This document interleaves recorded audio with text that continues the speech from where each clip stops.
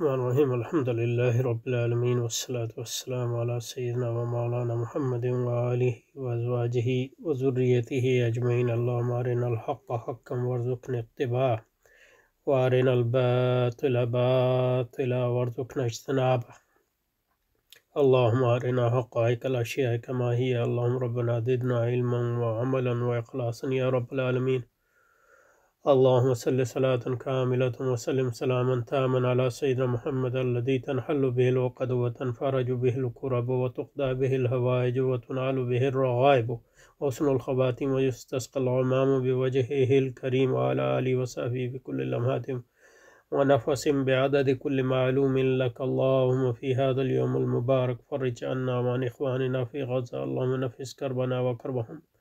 وثبت أقدامنا وأقدامهم والطف بنا وبهم يا أرحم الراحمين اللهم في هذا اليوم المبارك فرج عنا وعن إخواننا في غزة وفي فلسطين وفي لبنان وفي اليمن وفي إيران وفي أفغانستان اللهم نفس كربنا وكربهم وثبت أقدامنا وأقدامهم والطف بنا وبهم يا أرحم الراحمين وصلى الله تعالى على رسول خير خلق محمد وآله وصحبه وأزواجه وذريته أجمعين آمين آمين يا رب العالمين. اچھا جی، مولانا مودودی کے اجتہادات پہ بات کر رہے تھے، نظام پہ ہی رکے ہوئے ہیں کیونکہ یہ آپ کا سب سے اہم اجتہاد ہے، لیکن اس میں آج یہ دیکھیں گے اجتہاد ہے کیا، مثلا اصل اجتہاد ان کا ہے کیا. تو اس میں پہلی بات یہ ہے کہ اجتہاد جو ان کا ہے نظام کی اہمیت کو پہچاننا دور حاضر میں.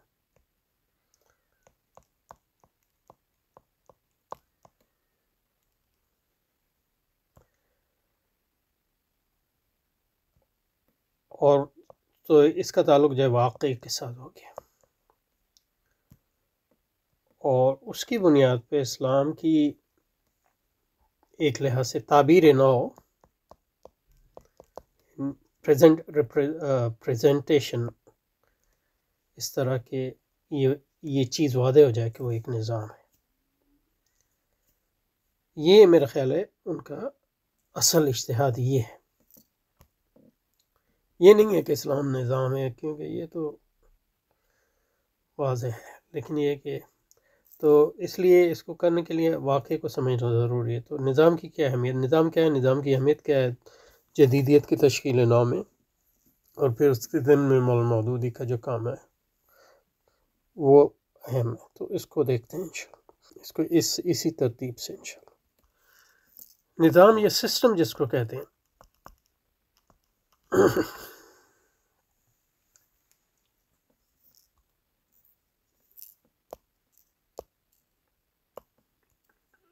اور اس میں ظاہر سب سسٹم بھی آ جاتے ہیں، ذیلی نظام.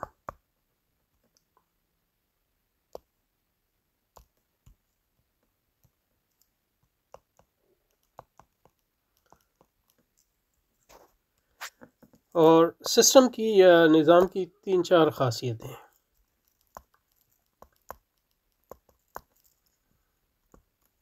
اس کے اجزاء ہوتے ہیں، کسی بھی سسٹم کے اجزاء ہوتے ہیں، یہ پارٹس جس کو انگریزی میں کہتے ہیں. ان اجزاء کے بغیر جو ہے سسٹم جو ہے اس کا وجود نہیں ہوتا. مثلا ہمارا شمسی نظام ہے تو اس کے اجزاء ہیں، مثلا یہ کہ ہمارا کرۂ ارض اس کا ایک جزء ہے، وغیرہ وغیرہ. دوسری اہم چیز یہ ہے کہ وہ اجزاء آپس میں مربوط ہیں، آپس میں جڑے ہوئے ہیں.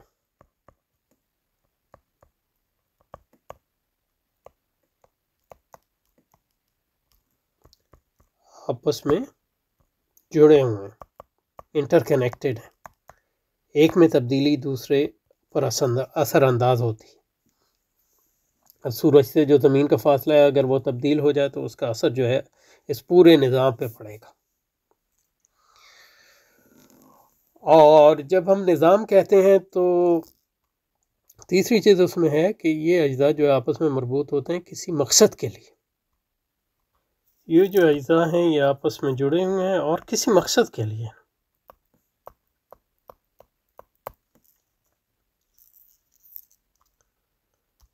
لیکن وہ مقصد جو ہے اس کو آپ نیتوں اور انفرادی نیت کی بنیاد پہ نہیں سمجھ سکتے، بلکہ اس مقصد کو آپ جو سمجھیں گے وہ فنکشنلی ہے، فنکشنل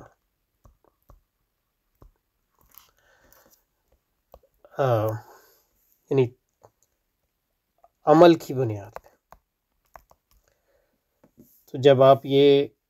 جاننے کی کوشش کرتے ہیں کہ نظام شمسی کے اجزاء جو ہیں آپس میں جڑے ہوئے ہیں کس مقصد کے لیے، مقصد یہ ہے کہ یہ پورا نظام جو ہے گردش کرے مثلا، اور یہاں جو ہے حرکت ممکن ہو سکے، جو بھی اس کا مقصد ہو۔ لیکن یہ مقصد جو ہے آپ یہ نہیں کہہ سکتے کہ کوئی اس میں ذہن ہے جس نے، جیسے مطلب میں ایک فرد کی حیثیت سے میں مقصد متعین کیا کہ میں جو ہوں کل جو ہوں شہر جاؤں گا،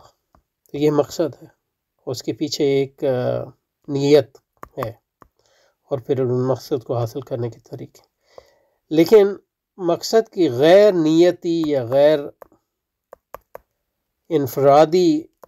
جو فہم ہے وہ یہ ہے کہ اجزاء جو ہیں یہ تو افراد نہیں ہیں سسٹم کے، اور افراد ہیں بھی تو ان کی نیتوں کو ہم سے ایبسٹریکٹ کرتے ہیں، تجرید کرتے ہیں جب ہم نظام کی بات کرتے ہیں۔ تو یہ جو اجزاء ہیں یہ آپس میں تعامل کرتے ہیں، اس تعامل کے نتیجے میں ایک مقصد جو ہے کار فرما ہوتا ہے۔ اس کو اسی طرح کہیں کہ مطلب یہ کہ جو بجلی پنکھا ہے اس کو آپ ایک سسٹم سمجھ لیں، کسی نے بنایا ہے وہ ایک الگ بات ہے، لیکن آپ سسٹم کو بیسیکلی سسٹم دیکھیں تجرید کر کے اس کو کسی اور چیز سے، تو آپ دیکھیں کہ اس پنکھے کے اجزاء ہیں، ان اجزاء میں تعامل ہوتا ہے، اس تعامل کے نتیجے میں ایک مقصد جو ہے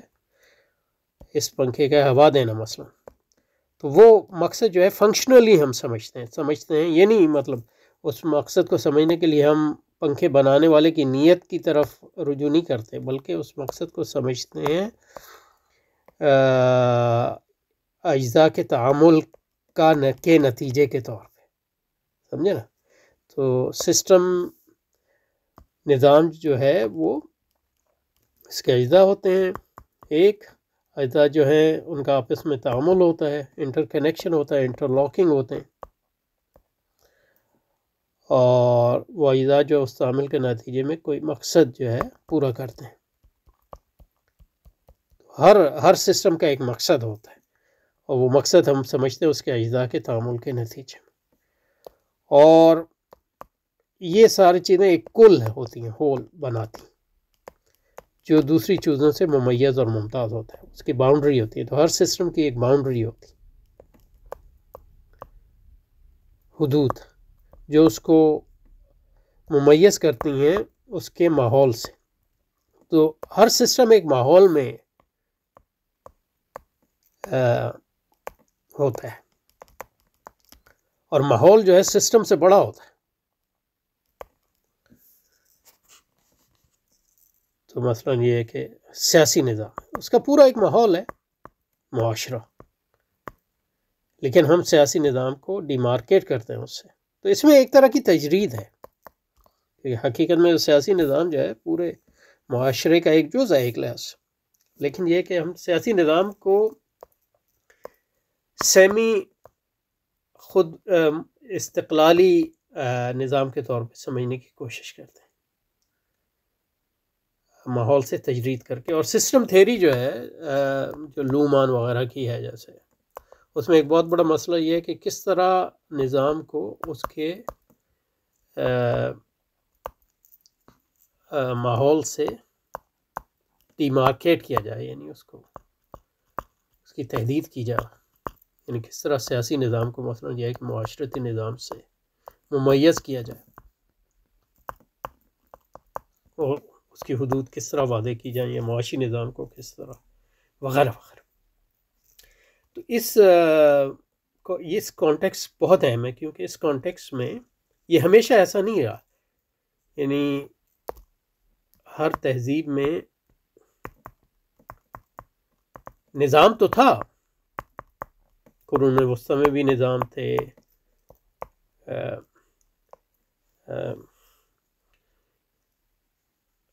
اینشینٹ ورلڈ میں بھی نظام تھے، لیکن جدیدیت کی ایک اہم امتیاز یہ ہے کہ اس میں نظام جو ہے وہ مختلف نظام جو ہیں، اور یہاں مطلب یہ کہ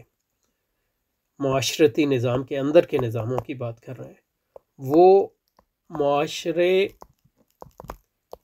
کے اندر جو ہے خود استقلالیت اور ایک مستقل ممیز وجود کے طور پہ ابھرتے ہیں، جن کے اپنے اندرونی قوانین ہوتے ہیں، جو معاشرتی قوانین کے عمومی طور پہ زیر اثر تو ہوتے ہیں، لیکن یہ کہ اس معاشرتی قوانین جو اس کو کلی طور پہ متعین نہیں کرتے، بلکہ ان کی اندر ایک نظام کے اندر ایک طرح کی خود مختاری ہوتی ہے۔ مطلب سیاسی نظام جب عمل کرتا ہے تو وہ اس کے اندرونی ایک قوانین کا مجموعہ ہوتا ہے، جس کے تحت معاشرتی قوانین جو ہے ایک لحاظ سے ہم اس کو سسپینڈ کرتے ہیں۔ یہ جدیدیت کی ایک خاص خصوصیت ہے۔ تو جدید دور میں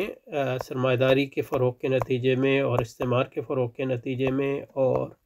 جدید ریاستوں کے قیام کے نتیجے میں نظام جو ہے وہ ایک مستقل خود استقلالی تصور اور عمل کے طور پہ ابھرے مختلف نظام معاشرتی نظام کے اندر، کیونکہ جو جدیدیت سے پہلے کی تہذیبیں تھیں اس میں نظام جو ہیں وہ عمومی معاشرتی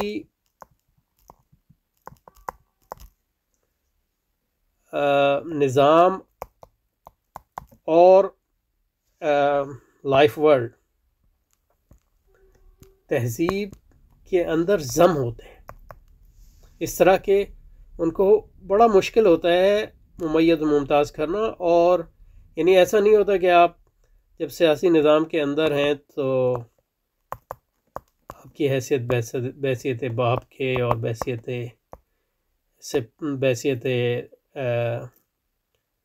عالم دین کے، بحیثیت ایک قبیلے کے فرد کے وہ معطل ہو جاتی، لیکن موجودہ نظام میں آپ کی حیثیت ان معنوں میں، مطلب آپ ایک سیاستدان کے، وہ آپ کی حیثیت جو ہے آپ کی انفرادی اور آپ کی قبائلی اور آپ کی دینی حیثیت جو ایک لحاظ سے معطل ہو جاتی ہے ان معنوں میں کہ آپ کو سیاسی نظام کی خود استقلالی قوانین کے اندر رہتے ہوئے عمل کرنا پڑتا ہے۔ تو یہ جدیدیت کی اہم خصوصیت ہے، اور اس خصوصیت کے نتیجے میں نظام جو ہے وہ مرکزیت حاصل کرتا ہے معاشرتی اور تہذیبی تناظر میں، جو پہلے کسی تہذیب میں نہیں تھی، رسول پاک کے دور میں بھی نہیں تھا، خلفائے راشدین کے دور میں نہیں تھا، عیسائی تہذیب میں نہیں تھا، یہ جدید ہے۔ تو یہ واقعہ تبدیل ہو گیا کہ نظام کی جو اہمیت تھی پرانے زمانے میں، اس کے مقابلے میں نظام ایک تو خود استقلالی ہو گیا اور اس کی اہمیت بڑھ گئی۔ نظام کے تصور اور اس کے کانسیپٹ اور اس کے تصور کی اہمیت جو ہے اور اس کی اثر جو ہے معاشرے کی تشکیل اور اس کے، تو مولانا مودودی کے جو اجتہاد ہے وہ یہ نہیں ہے کہ انہوں نے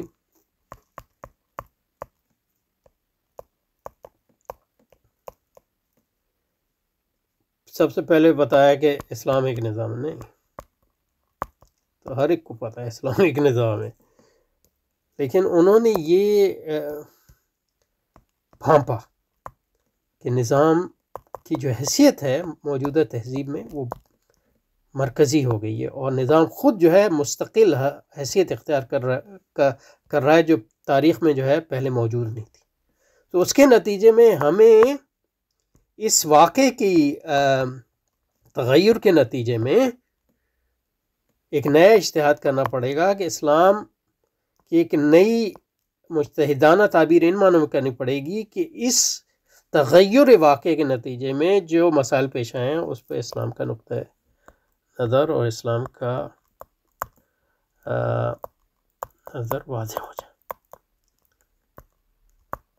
یہ مولانا مودودی کا اجتہاد تھا۔ تو اجتہاد یہ تھا کہ انہوں نے واقعے کے تغیر کو پہچانا، اس تغیر کے نتیجے میں دین کو سمجھنے کی ایک نئی کوشش کی، تاکہ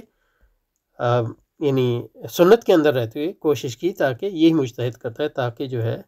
اس واقعے پر اللہ کا حکم ہمیں معلوم ہو سکے۔ تو جیسے کہ ہم نے پچھلی بار کہا تھا کہ جب آپ اجتہاد کرتے ہیں تو 3 چیزیں اہم ہوتی ہیں۔ ایک یہ ہے کہ اللہ کا حکم، دوسرا واقعہ، اور تیسرا اس واقعے پر اللہ کے حکم کا اطلاق۔ تو ہوا یہ کہ واقعہ بدلا، تو اس کے نتیجے میں اللہ کے حکم کو اس واقعے کے تناظر میں سمجھنے کی ایک نئی کوشش کی ضرورت ہو گئی، اور اس ایک نئی کوشش کے نتیجے میں پھر اس کو اطلاق کرنے کی بھی ایک نئی کوشش، یہ مولانا نے کیا۔ اور ظاہر ہے ہر مجتہد کی طرح اس کام میں یعنی کمیاں بھی ہیں اور کوتاہیاں بھی ہیں، اور اس اجتہاد کو بار بار کرنے کی ضرورت، دوسرے لوگوں کو کرنے کی ضرورت تھی، اور مولانا مودودی کی ضرورت تھی کہ اس اجتہاد کو مسلسل تجدید کرتے، لیکن وہ انہوں نے نہیں کیا۔ اس میں مولانا مودودی کی بنیادی غلطی یہ ہے کہ اب یہ ختم ہو گئی ہماری سلائڈس، تو اس کو جو ہے کچھ مولانا مودودی غلطی سمجھنا بہت ضروری ہے۔ یہ تو ہم نے ان کی اصل کام کو سمجھ لیا، اس کی اہمیت سمجھ لی، لیکن اس میں ایک غلطی بھی ہوئی ان سے۔ مولانا مودودی کی غلطی اس میں یہ ہے کہ مولانا مودودی جو ہے وہ ایک ایبسٹریکٹ یعنی مجرد مفکر ہے، تاریخ آپ کے ہاں اہم نہیں ہے۔ تو اس لحاظ سے جس طرح میں نے ان کے اجتہاد کو سمجھا ہے، وہ ان کی خود اپنی جو فہم ہے وہ تاریخی نہیں ہے عنوان میں، اور آپ کے تحریروں سے یہ لگتا ہے کہ گو کہ آپ کا یہ مقصد نہیں ہے، لیکن کیونکہ آپ مجرد مفکر ہیں اس لیے لگتا ہے کہ آپ نے واقعے کے تغیر کے مقابلے میں اجتہاد نہیں کیا، بلکہ اسلام کا فہم جو ہے وہ تجریداً جو ہے مبہم ہو گیا تھا، اور آپ نے ایک یعنی اس خلافت راشدہ کے بعد جو ہے وہ فہم جو ہے